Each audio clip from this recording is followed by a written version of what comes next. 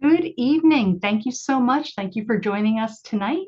We're going to discuss business structure, sole proprietorship, or incorporation. So, as a child care provider, one of the most crucial decisions you'll make is choosing the right business structure.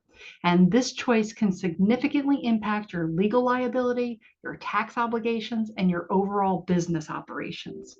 So, welcome to our presentation this evening. We're going to embark on a journey through the world of business entities, helping you navigate the complex landscape of organizational structures. Our goal is to empower you with the knowledge to make an informed decision that aligns with your unique circumstances and aspirations. And by the end of this presentation, you'll have a clear understanding of how different structures can shape your business's future and how you can be better equipped to choose the option that best serves your entrepreneurial vision. We're going to do a quick disclaimer here that the information contained here has been prepared by Civitas Strategies on behalf of the New Mexico Early Childhood Education and Care Department, West and Growing Up New Mexico, and is not intended to constitute legal, tax, or financial advice. The Civitas Strategies team has used reasonable efforts in collecting, preparing, and providing this information, but does not guarantee its accuracy, completeness, adequacy, or currency. The publication and distribution of this information is not intended to create, and receipt does not constitute, an attorney-client or any other advisory relationship. Reproduction of this information is expressly prohibited, and only non-commercial uses of this work are permitted. All right, so when deciding what type of business structure is right for your childcare business, you may have many questions, and determining what is best is dependent on many factors, which include the length of time you're in business, how long you intend to operate your business, and what your financial situation looks like at this time. So to help you decide, the presentation tonight is going to guide you through various types of business structures, focusing on the differences between sole proprietorship and corporations. We're going to highlight the pros and cons of each structure, and we are going to explain the different types of corporations that are available. In addition, we'll explore business structures that are most common in the childcare industry, and that will help you determine the best option for your specific business needs. Now, when thinking of business structures, there are two basic that we're going to discuss tonight: sole proprietorships or corporations. And with sole proprietorships, you are the business and the business is you. There is no separation between the personal and the business. They are very easy to set up, and there is no cost. So sole proprietorships we often see with family child care businesses. Corporations, which include LLCs, are separate business entities. So it is separate from you personally. The tax filings are separate. There's a process you have to go through for incorporation, and it involves cost and it involves administrative steps that need to be taken. So what we'll do is we'll start with the most basic, right, which is sole proprietorships. And it is very common for home-based child care providers to be sole proprietors. And it's usually the most common for family providers, home providers there.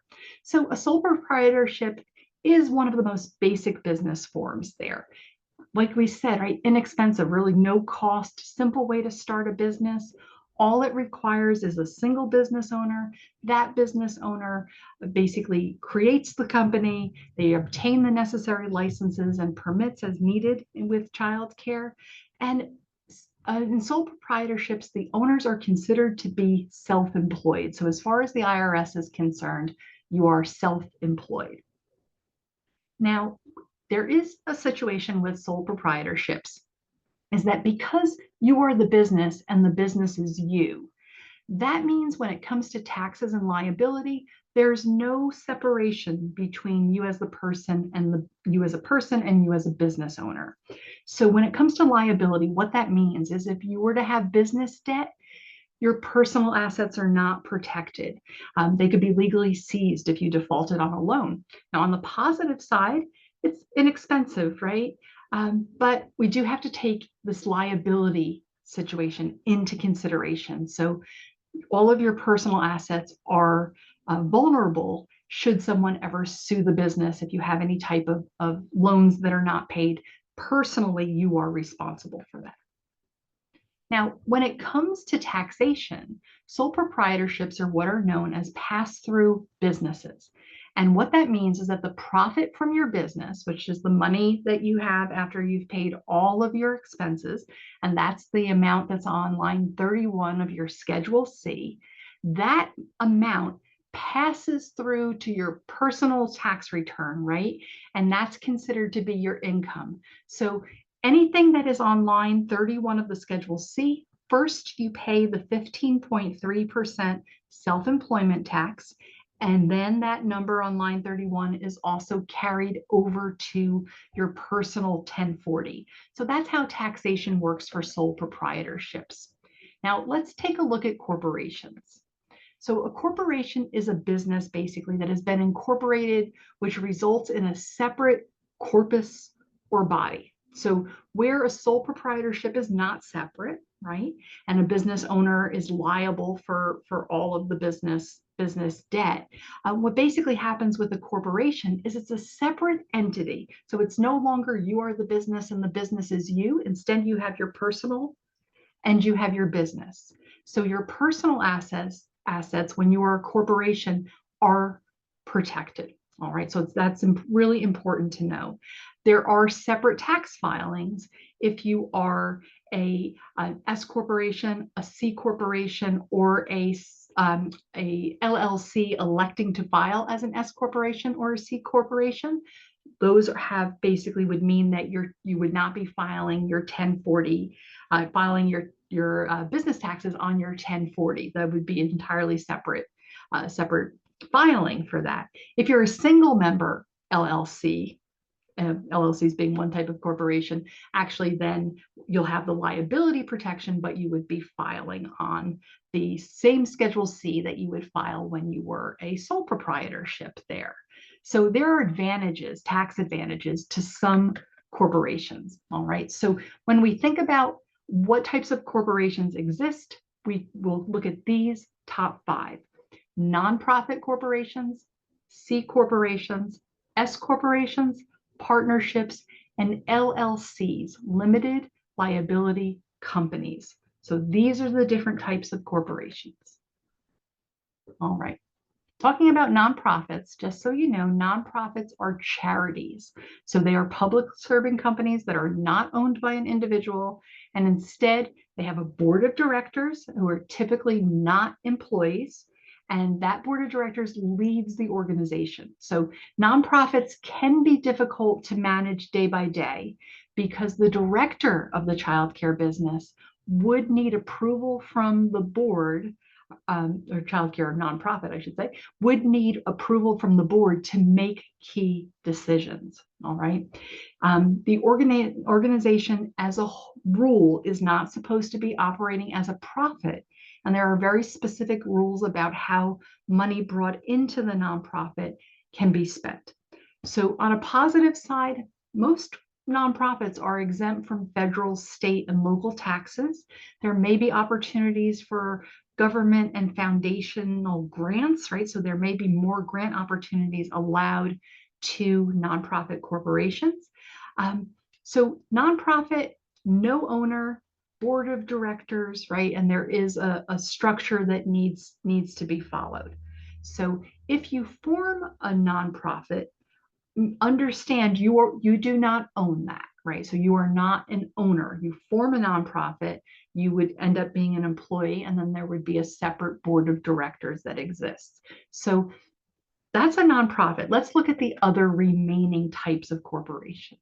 So most very large companies that you hear about, and I'm not referring to childcare, but in general, most large companies that you've heard about are called C corporations or are C corporations.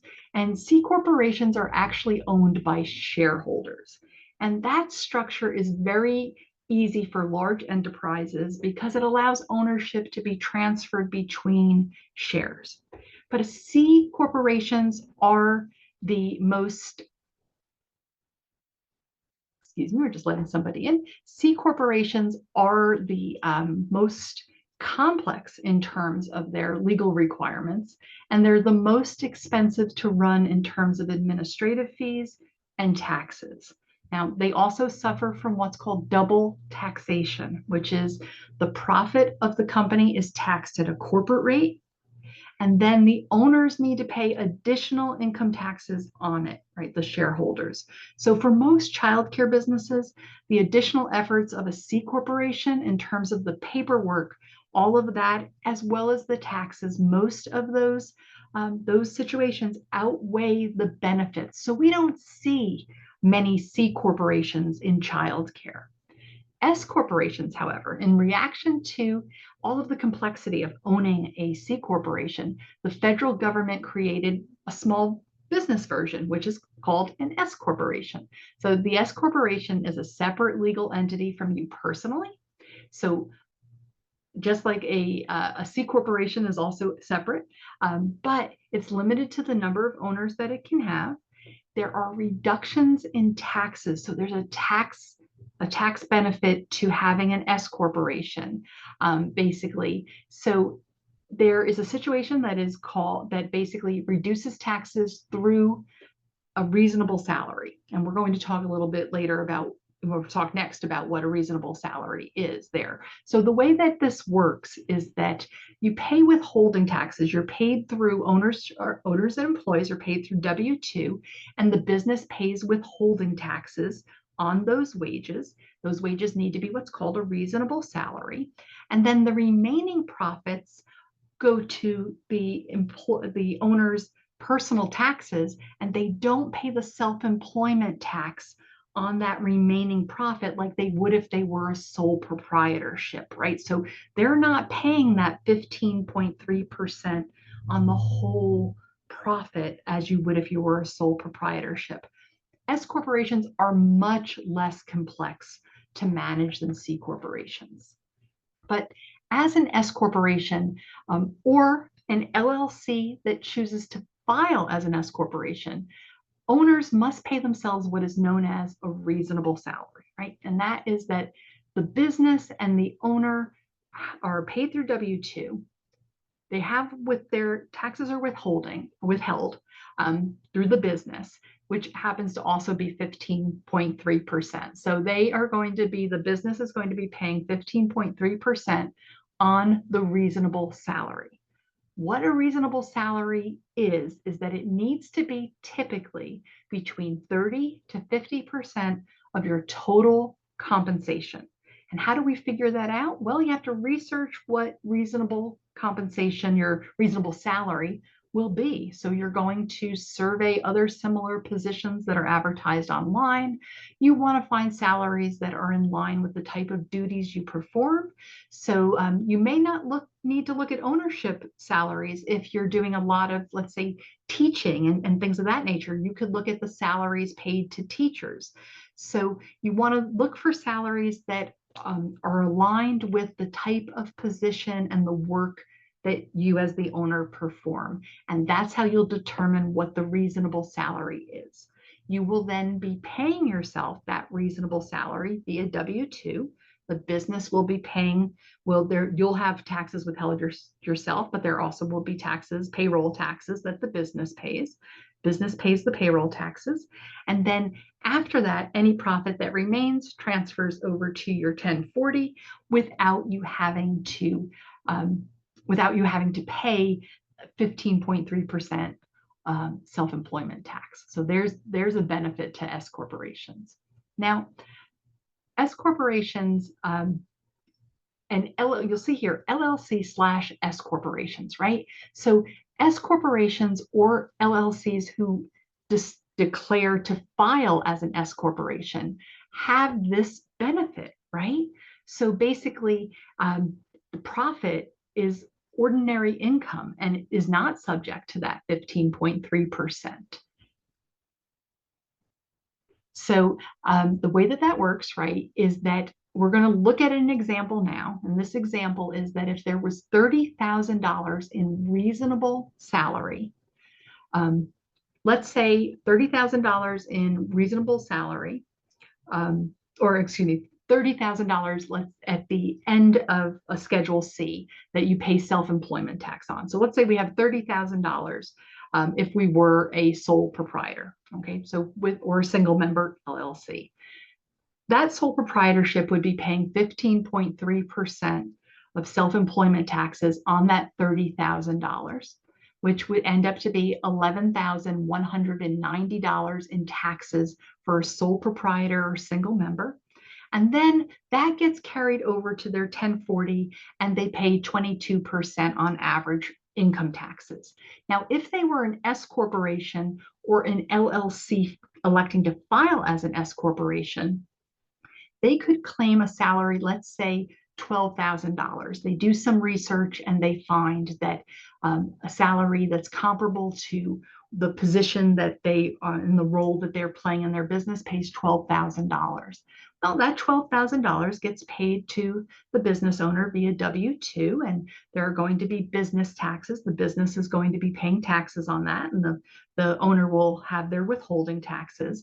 But everything that's left after that $12,000 reasonable salary, which happens to be $18,000, transfers over to their 1040 and is not subject to that self-employment tax, like what occurs with a sole proprietorship or a single member LLC. Under that circumstance, basically the taxes would be only $6,600 in taxes. So a sole proprietor would end up paying $11,190 in taxes on that $30,000, but a S corporation or an LLC declaring to file as an S corporation, the taxes would end up being only $6,600 in taxes. So there's a big difference there, right? There's a big benefit to becoming an S corporation or an LLC filing as an S corporation. Now, partnerships are something else that we need to consider. And a partnership is a business where two or more individuals share ownership. Now, each person contributes equally in terms of the investments of the business, but they also share the profits and the losses of the organization in the same way.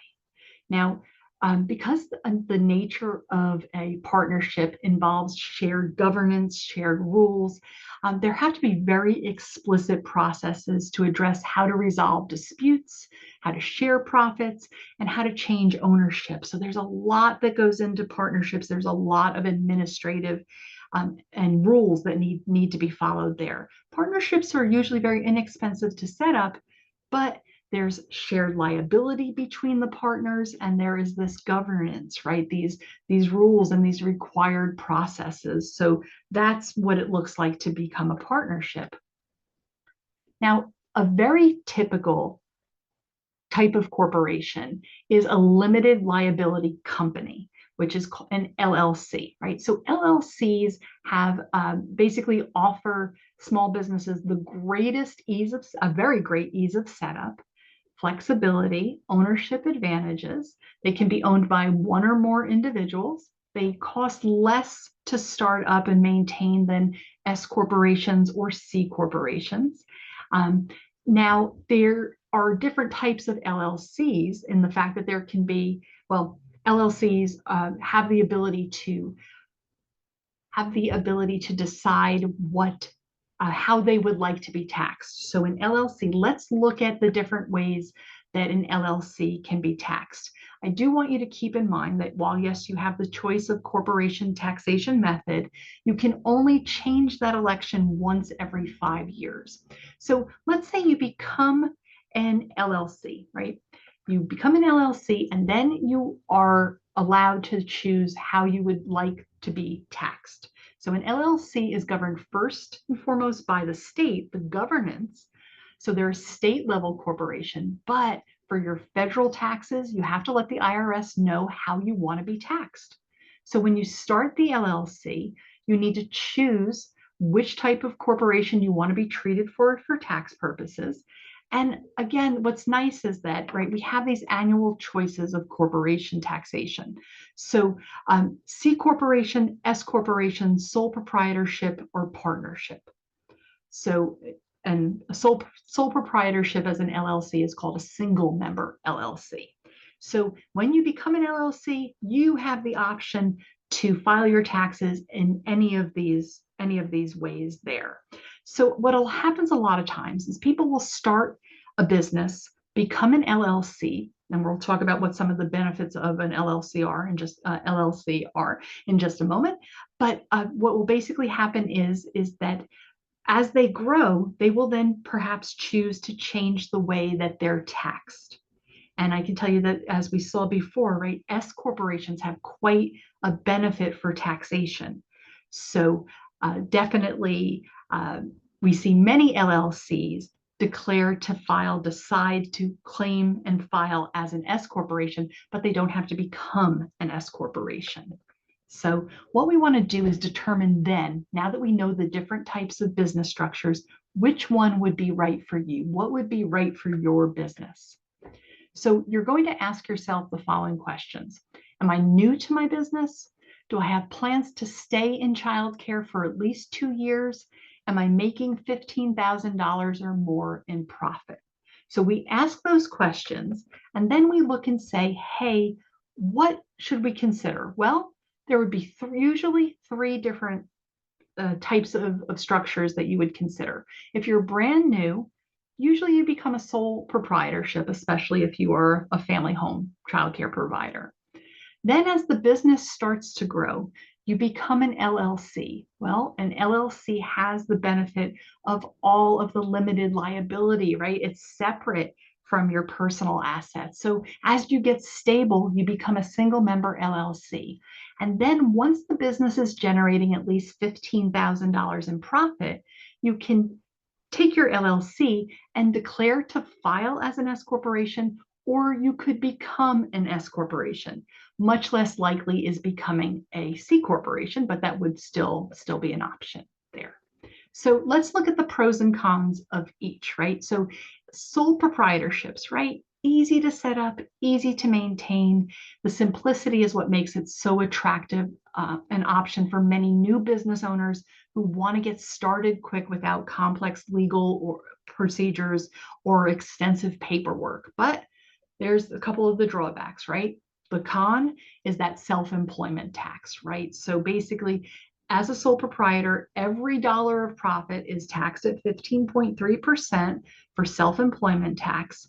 And then income tax, and that same money gets carried over and they pay income tax on it. So there's a pretty high tax burden compared to some other business structures. All right. So given that, a sole proprietorship is generally best suited in 2 specific situations, right? One is a new business getting off the ground, because it is so easy to set up. So, but if you also have an existing business and you are getting close to retirement, sole proprietorship makes sense. When you're getting close to retirement, you would not then be becoming a different business structure. So sole proprietors, easy to set up, easy to maintain, but they do come with tax disadvantages. Now, what do you do in order to become a sole proprietorship? Well, you get a federal employer identification number. So you get an EIN number.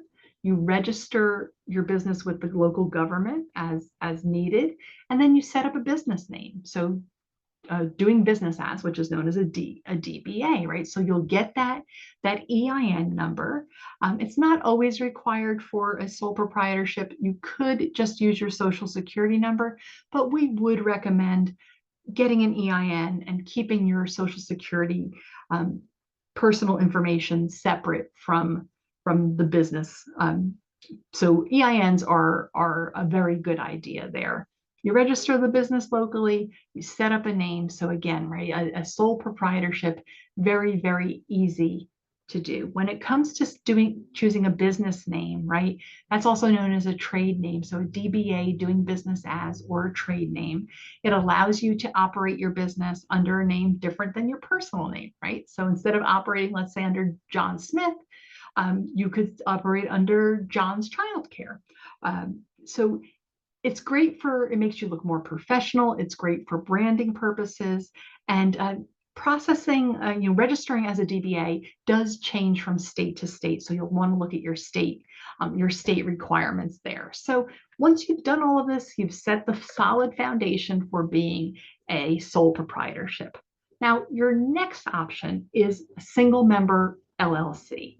And we want to weigh the pros and cons of that. So on the positive side, a single member LLC is easy to set up and maintain. There are some costs there. As a single member LLC, you have all the protection, that liability protection of an LLC. However, you are going to be taxed the same as a sole proprietorship. So there are no tax advantage to just being a single member LLC. So you'll want to remember that.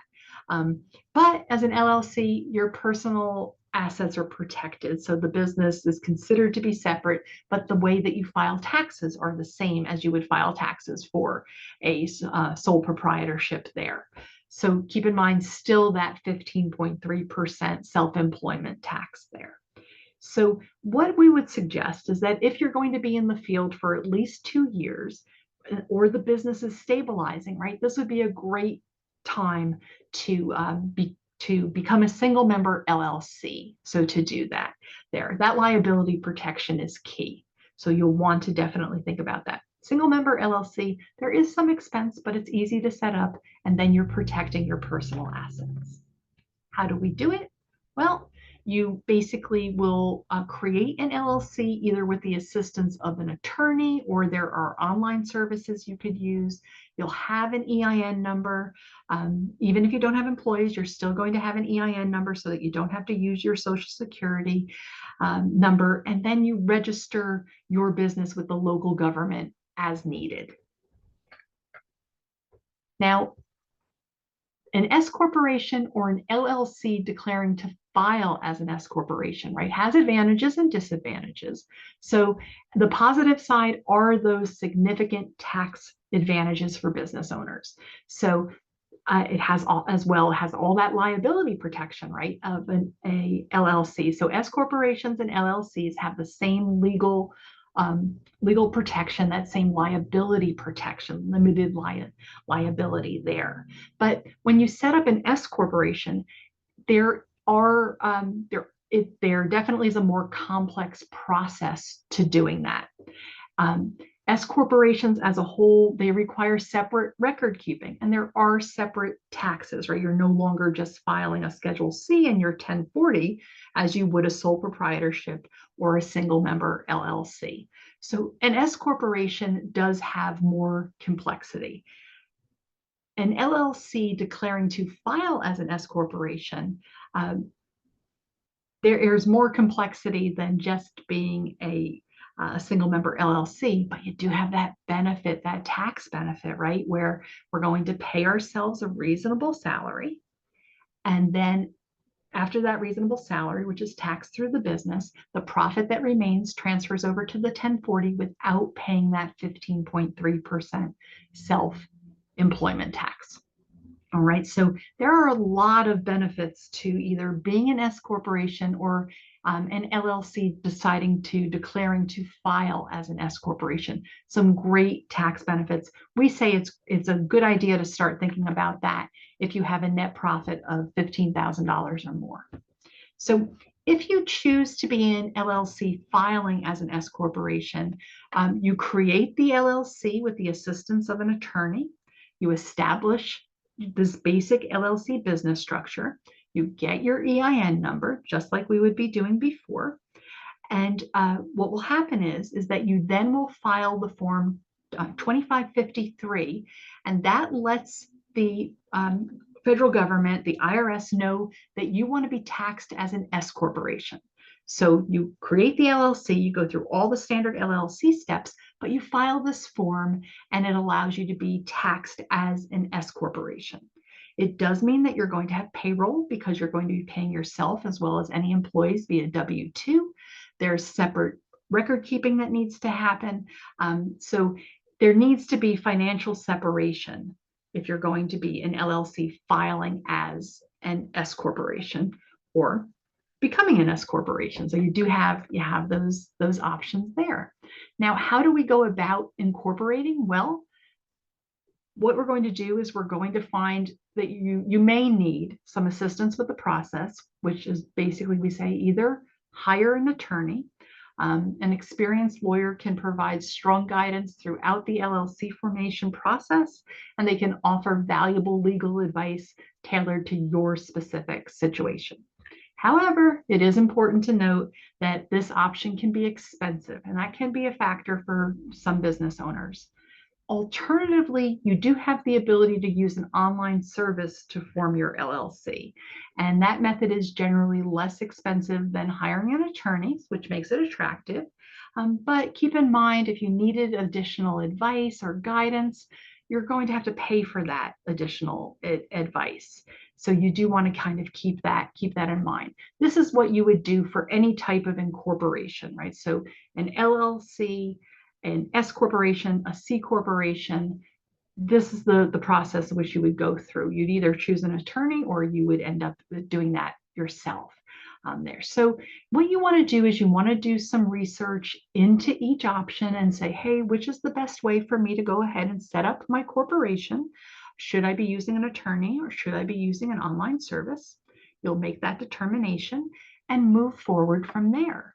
So there are so many benefits to be had on each side, right, of business structure, whether it be a sole proprietorship that's easy to set up, that's taxed on your personal tax return.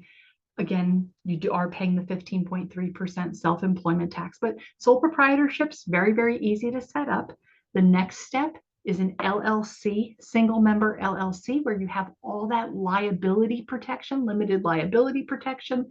And then after that, it would be an LLC declaring to file as either an S corporation or a C corporation, or actually becoming an S corporation or a C corporation. So you have, those are your options for your business structure. We're now going to jump over to our main room. We're going to exit our breakout room, and I hope that you will join us over in the main room so that we can answer any questions that you may have. Hello, everyone. We're waiting for our folks over in our Spanish breakout room to join us. Let me share my screen. And once our folks over in our Spanish room have chosen to join us, we will answer any questions that you may have. While we're waiting, I would just like to let everybody know that if you need more help, you can visit the Corsair website, which is www.corsairnm.org, and you can find out all of the information to sign up for different types of coaching, provider resources. There are the ECD has recommended tools to help your business, and all of these resources are available in both English and in Spanish. So if you need some help, please by all means reach out to Corsair, and they are there for you, and you'll be able to find out all that information there. Now, if you have questions that haven't been answered during this presentation, please feel free to go to tomcopelandblog.com. There are over 1,500 resources on the Tom Copeland blog. There also is an option for what's called Ask the Experts. So if you do that search and you go through all of those documents and you don't find the answer to your question, please go to Ask the Experts and you can ask your question directly. And we will, basically what will happen is that Civitas Strategies, we're happy to be the stewards of Tom's blog, and we do recordings answering individuals' questions on a monthly basis. Sometimes we're able to reach back out to you directly. So if you do have questions, visit the blog, look through all of those resources there. And then if you can't find the answer, by all means, please then use Ask the Experts. And I just want to share that Civitas Strategies does have a YouTube channel. By all means, please find us. If you go to YouTube and you just search Civitas Strategies, you'll be able to subscribe to our channel.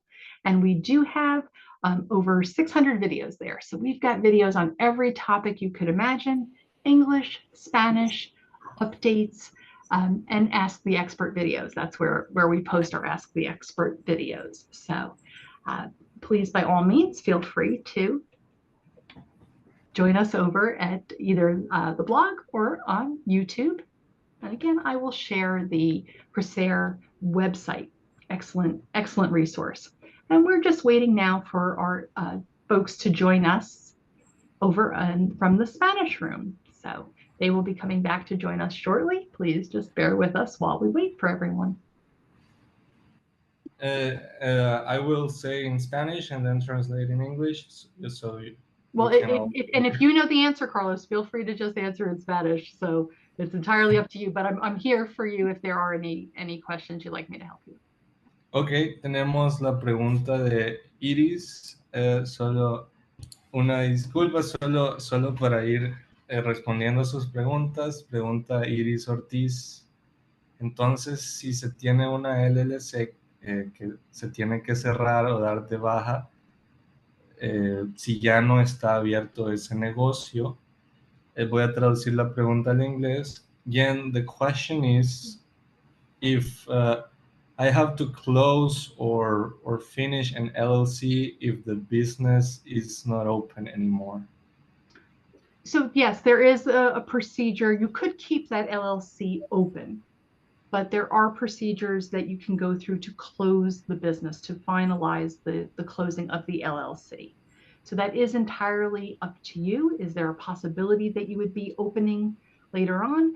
If you are retiring, yet you basically are able to close the LLC, and then you would not be reopening that same business. So, sí se puede cerrar la LLC. Hay procesos que se pueden hacer para cerrarla, ya sea en la página donde la renueva o en la página de su estado. Se puede cerrar esa LLC. Just a question, Jen. Yeah. If we wanted to close the LLC, can we just not renew, like pay the renewal fee, and that will automatically close it? Well, it will. What it will do is it'll render the LLC inactive, and you may want to go through a more formal process. I would really recommend in that instance just reaching out to a lawyer to make sure that everything has been settled, that rather than just not pay the LLC fee, just to your advantage to basically make sure that yes, you would not have any personal liability when you have an LLC, but I think it's always a good idea just to make sure that you're following the proper process. Entonces, solo para darle seguimiento a esa pregunta, yo le preguntaba a mi compañera Jen si se puede simplemente dejar de pagar la anualidad de la LLC. Me dice ella que al dejar de pagarla, la LLC va a empezar a aparecer como inactiva, pero siempre es una mejor práctica hacer el trámite, hacer el proceso para cerrarla, para que no vaya a haber ningún inconveniente o ningún otro problema. Creo que Iris se volvió a unir. Solo Iris nos puede confirmar si hoy nos escucha, y con mucho gusto podemos repetir la respuesta que le dábamos a su pregunta. Parece que no se escucha. Pero bueno, solo repitiendo, ya que está Iris aquí, si el negocio ya no está activo, no está abierto, sí se tiene que cerrar la LLC, hacer un procedimiento. No basta simplemente con dejar de pagar la anualidad, ya que esto puede traer ciertas complicaciones legales o ciertas complicaciones de responsabilidad que es mejor evitar. I was just repeating the answer for Iris because she was saying she had sound issues, so she was rejoining, but she's back with us. So I was just repeating the answer now that she's back.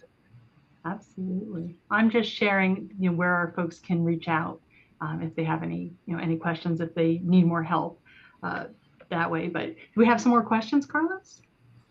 I think one more question just came in, one more comment. Dice, yo ya tengo una empresa estructurada LLC, sin embargo yo quisiera más información de una empresa estructurada sin fines de lucro. ya que acabo de abrir una y no sé manejarla muy bien.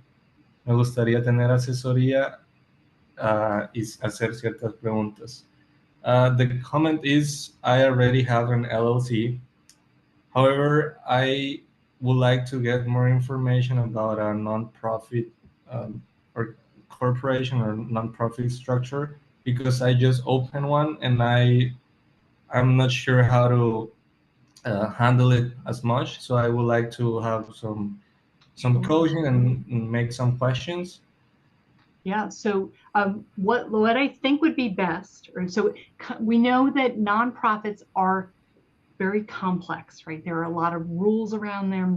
They are a complex structure to set up. They're a complex structure to manage.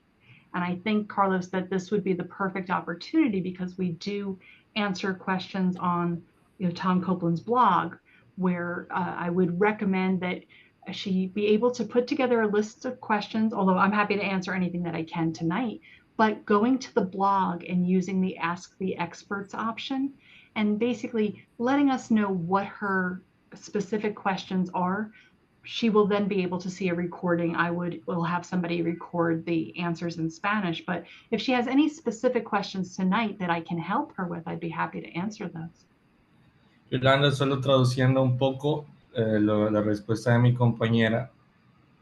Nosotros tenemos cierta experiencia con las organizaciones sin fines de lucro y sabemos que pueden llegar a ser bastante complejas, complicadas, como usted dice, son un poco difíciles de manejar. Entonces, la invitamos a hacer una lista de preguntas y si ve en la pantalla tiene ese código QR o tiene el link ahí de tomcopelandblog.com donde ahí hay una sección de preguntarle al experto y todos nuestros coaches responden preguntas, entonces si tiene preguntas en el futuro, las puede poner ahí, cualquier pregunta que tenga acerca de este tipo de negocio. Ahora, si tiene una pregunta específica que tenga ahorita, no duden en ponerla en el chat y con mucho gusto vamos a responder. And if she'd like to come off mute, Carlos, if she'd prefer, to talk to you directly, she can do that. One thing I like to mention about nonprofits is I want everybody to keep in mind that when you start a nonprofit, you don't own anything, right? The nonprofit is, you do not own a business. So if you would be an employee of the nonprofit, and often you are not, if you choose to make yourself a board member, you have to be very careful that you're not making any decisions that would weigh in your interest. So as a nonprofit, you don't own anything. So if you run the nonprofit, if you're the director of the child's care, you're running the nonprofit, let's say for 15 years, and you choose to retire, keep in mind at the end of all of that, you have no financial interest. There's nothing to sell. So I do like to just let people know that about nonprofits. Solo una aclaración que nos parece importante hacer acerca de las organizaciones sin fines de lucro es que en realidad usted como no es dueña en sí de la empresa, usted puede ser una empleada de la empresa y si decide ponerse como dirigente, tiene que tener mucho cuidado de no tomar decisiones que se vean como que vayan favoreciéndole a usted o en favor de usted, ya que usted como tal no es la dueña de la empresa. Otra cosa importante es que si decide retirarse, al no ser dueña de la empresa, no puede venderla o no tiene ninguna, ningún allego financiero ya a la empresa. Entonces, no sé si se quiere hablar, puede quitarse el mute y con mucho gusto podemos responder. Claro que sí. Gracias. Bueno, mire, yo abrí esta empresa no lucrativa para llevar los gastos de una coalición. Entonces, como quien dice, a mí me nombraron agente fiscal. Entonces, yo abrí esa empresa no lucrativa, entonces yo les llevo los gastos a esa coalición. Esa coalición pertenece a un ECCD de aquí de Nuevo México y am, tienen contrato 4 personas, ¿verdad? De esa coalición. Ahora como yo apenas la estoy manejando, yo no sé cómo seguirle o cómo hacerle en esto que me dijo una de las que tiene contrato de esa coalición porque se le paga, tiene un sueldo. Entonces, ella y yo les tengo que dar esos cheques am, a esa coalición. Una de ellas me dice, ella tiene su empresa estructurada como LLC, como cuidado de niños. Sin embargo, ella está en la coalición que es separada de su negocio. Ahora me está diciendo que le haga los cheques a nombre del negocio, pero yo veo que eso no debe de ser, no puede ser porque ella tiene un contrato, pero a nombre de ella, no a nombre del negocio. Entonces, am, yo le dije, voy a verlo con el contador para ver si eso es posible de que te pueda yo dar los cheques que te estaba a nombre de personal, pero ahora ella me está pidiendo que le dé los cheques a nombre del negocio y una diagonal y su nombre. Entonces dije yo, no creo que eso sea bien. Y al final me das una 10.99 al año, al final del año. Entonces dije, no, déjame investigar porque no creo que no se pueda hacer así. Entonces, esa es una de mis preguntas ahorita preocupantes, porque ah, quiere quiere los cheques a nombre de su negocio. Ok, pero en la coalición está el nombre personal de esta Sí, persona. Ok, sí. ok, Es voy a separado, traducir. Sí, perdón. es separado porque am, su negocio tiene un nombre y su nombre personal es el que está en la coalición, no está su negocio en la coalición. Correcto. Sí, sí me di a explicar. Ok, le traduzco a mi compañera para que ella nos dé una respuesta. Jen, so basically the question is that she's part of a non-profit organization where there are multiple, or there are 4 childcare business owners, and so they have this like kind of society Hmm. of childcare business owners that are in the non-profit organization, and they are all like members or employees of the non-profit organization. Employees, yeah. So they get paid from this non-profit organization. But now there's one employee that wants to get paid to the childcare business, but not to herself. Yolanda, I have no idea. I've never heard of it. So um, wants to be paid to the business and not herself. But technically, I don't understand. I have no knowledge and understanding of how that works with that umbrella, right? With for-profit businesses under a nonprofit. I'm not aware of that, so I really can't give her any guidance. We never guess, right? So what would really help me, Carlos, would you share your email address, please, with Yolanda and ask her to put everything in an email that you and I can share with Gary, and we'll get some clarity on that. As much detail as she can possibly give us about the circumstance, because I'm not familiar with that structure. Ok, Yolanda, solo para traducir un poco, no estamos totalmente familiarizados con ese tipo de estructura. Hay muchos factores que entran en juego, por ejemplo, los lineamientos de la organización que son muy propios de usted, pero lo que sí vamos a hacer es que yo voy a dejar mi email en el chat y puede mandarme un correo a mí explicándonos esta situación. Nosotros en nuestro equipo tenemos a alguien que es más especialista en este tipo de estructura de negocio. Entonces, si nos puede compartir los más detalles que pueda, con mucho gusto nosotros se los hacemos llegar a esta persona que es nuestro especialista y le tratamos de ayudar en la medida de lo posible. Entonces, ahorita le dejo mi email en el chat, es carlos@sifstrat.com. Ahí en cualquier momento usted me manda un correo explicándome esa situación y aparte si tiene esta pregunta o si tiene más preguntas, por favor ahí las pone y nosotros vamos a ver su caso específicamente. I very much look forward to helping Yolanda and understanding that situation. So please email Carlos, Yolanda.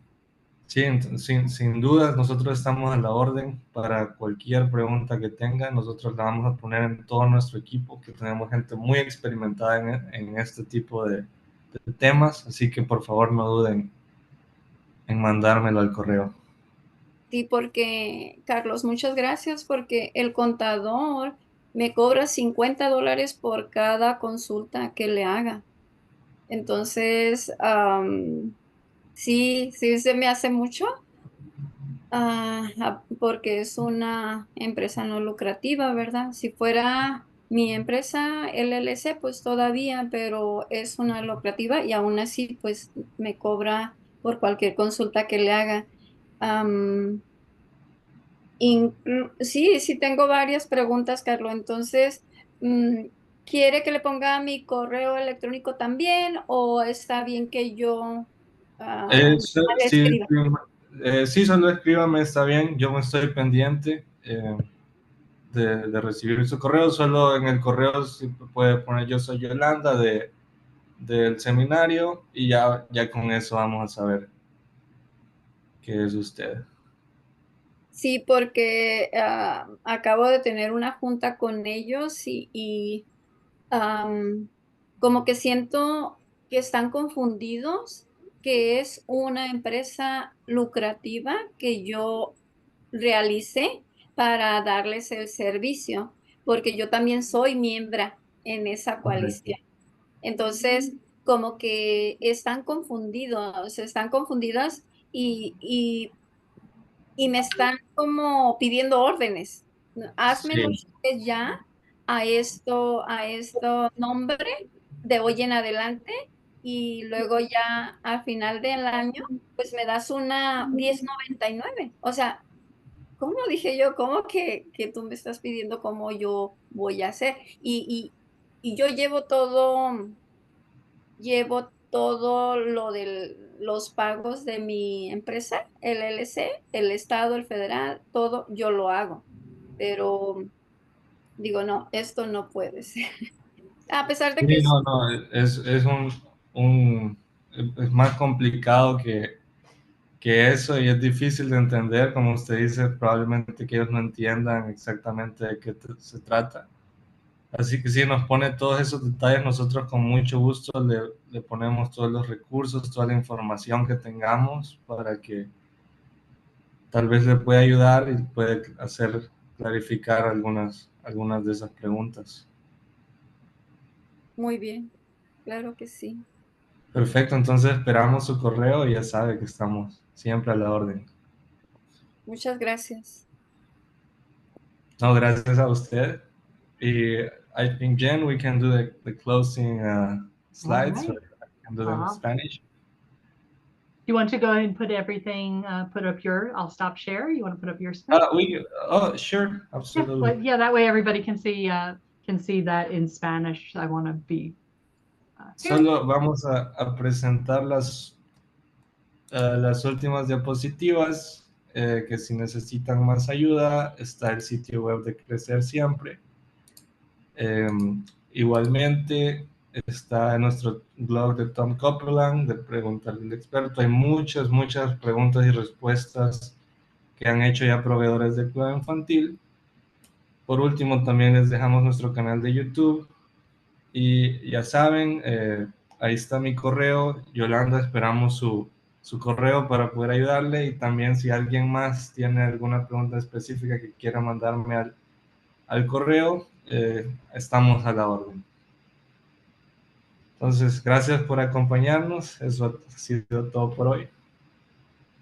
Jen, I don't know if you have any final comments. That's it. Well, thank you everybody for joining us this evening. I appreciate everybody coming to learn about business structure. So thanks. Sí, muchas gracias. Estaré en contacto, Carlos? Porque... Perfecto, esperamos su correo. Muchas Ok, gracias. gracias, buenas noches. ¿Dónde están ustedes, Carlos? Estamos en todo el país. Ah, ok. Ok, muy bien. Muchas gracias y espero contactarlos pronto. Perfecto, gracias.